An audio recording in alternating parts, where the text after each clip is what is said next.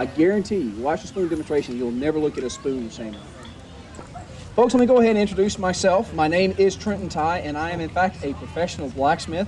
This is my 8th year here at the Ocean Springs Renaissance Festival, and I hope you really enjoyed yourself out here. We've got a lot of neat stuff going on, and you've seen the jousters and all that kind of good deal. Well, you've seen a bit of horseback, so now you're going to see a bit of fire. It has been my distinct pleasure to be down here for that long, to do this demonstration, and to teach you guys a little bit about where you come from. Now, my demonstration is a little unique among the blacksmiths because it's more like a show than just me banging on a piece of metal. My job here is not only to entertain you, it is also to educate you, and that's the most important part of all of this. When I see somebody walk by and I hear them say, "Look, honey, there's a blacksmith. He must be making a horseshoe."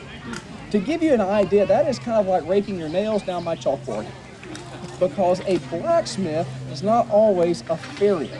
A farrier is the man that is responsible for putting the shoe on a horse, and it's a very specialized trade in the blacksmith thing. It is only one part of what the blacksmith did. Saying a blacksmith just shoot a horse is kind of like saying that a farmer just rides around in a pickup truck and listens to Hank Williams Jr. There are more things involved in it. Now, a blacksmith had to have 3 things to do his work well. Let me just stoke this real quickly. The first thing that he needed was a good stout place to work upon, and we have that here in our anvil. Now, this anvil is not medieval. It is, however, around 1850 to 1860. It was made in England, and it came across this big water, and it eventually came to rest in my hands. This anvil is, in fact, over 150 years old, and I want you to remember how old that anvil is, and you can see that it's still in good shape and working condition. The second thing a blacksmith had to have was good hand tools. Now, you sir, where did the blacksmith get his tools? He made them himself. Now, any journeyman of blacksmith would start out with a few basic tools, usually made by another blacksmith. However, with a few basic tools, such as hammers and tongs, the blacksmith could make any other tool that he needed. In fact, the older the shop, the larger array of tools. You did not go out and buy a set of wrenches. You made a wrench to the nut and bolt that you were using. That's what these people had to do. Now, you have your tools, and of course the third thing that you need to do your work is a good hot fire. And I have to tell you, everyone, that I'm very proud of this store right here. This is probably one of the few times that you will ever see something like this. Now, there are still demonstrating blacksmiths, but most of them have the forges from the 1870s that have the hand crank. That's the vast majority. This bellows, it's called a double lung bellows, is period all the way back to around 500 AD. Tell you how hot this is, but I would really prefer to show you how hot this is. This is an average wire brush, so wooden handle. Nothing special about it. It has not been treated with gasoline or anything like that. I tell you that because I've been accused of doing some sort of magic trick. It is magic, but there is no trick. That's how hot this material is. Now, this is a 1/2-inch steel bar. It is very strong. It is very tough. However, at these temperatures, I can take my pinky finger and bend a 1/2-inch steel bar, and everybody goes with it.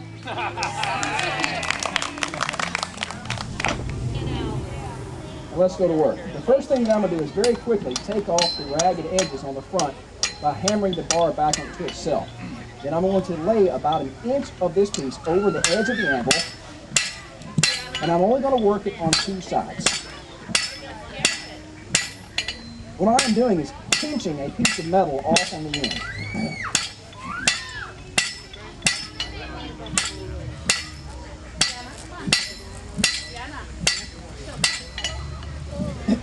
Excuse me. And so you see what we've done now. We've now isolated a small dollop of metal on the end of this bar. Okay, we've got a good heat here. We'll stretch this out just a little bit more. And now I turn it up on the edges. This is known as the diamond. And I'm going to strike those harsh edges to make the handle round.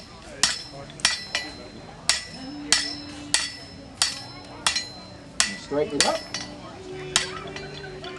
And let me show everyone. You can see that the handle is now round and we have a little dollop of metal on the end. Now, For most of you, you're saying to yourself, how in the world is that little piece of steel going to become the bowl of a spoon? Now, for most all of you, you've worked with construction paper in class, and it was a stock removal method. You were actually taking material away. But with blacksmithing, you're not losing any material. You are simply displacing it and moving it. This is a 2-pound hammer. We're going to move up to a 4-pound hammer to get a little extra boom.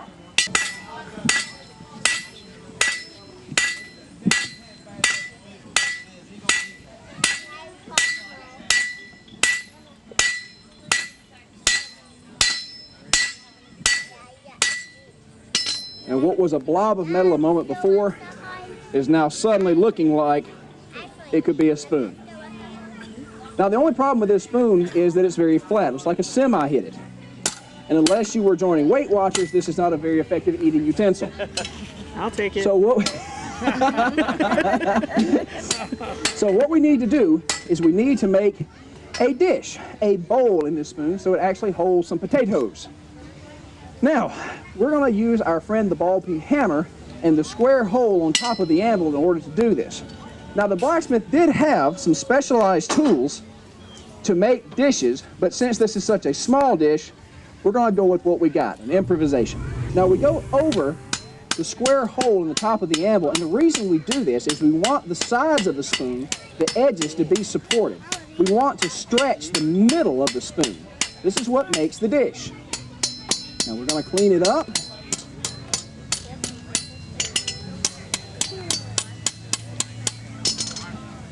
And ladies and gentlemen, you now have one hand-forged spoon.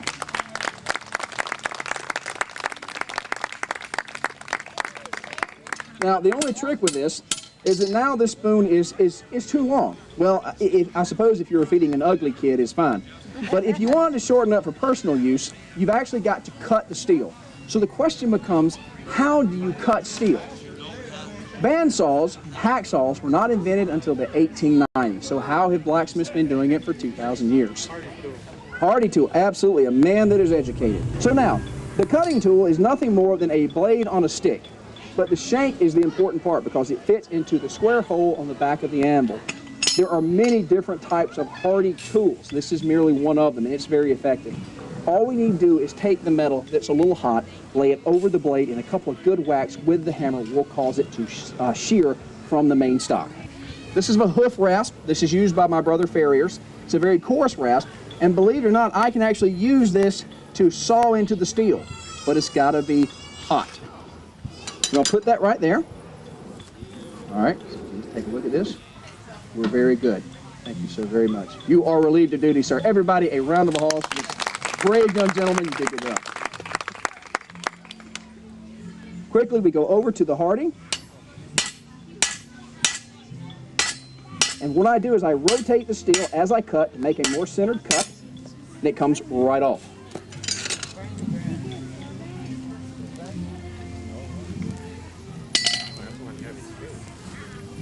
It's for a big kid. We lock this piece in place. Ooh, I'm getting smoked out. Set this up to the side where everybody can see. And while this guy is still very hot, I take the file,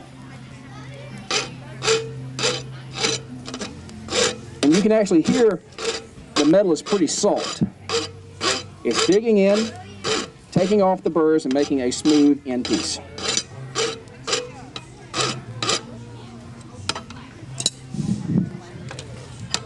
You release it, and now we cool it.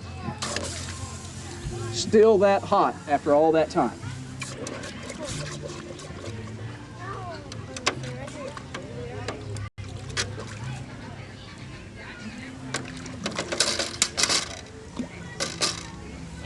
You look very brave. What's your name?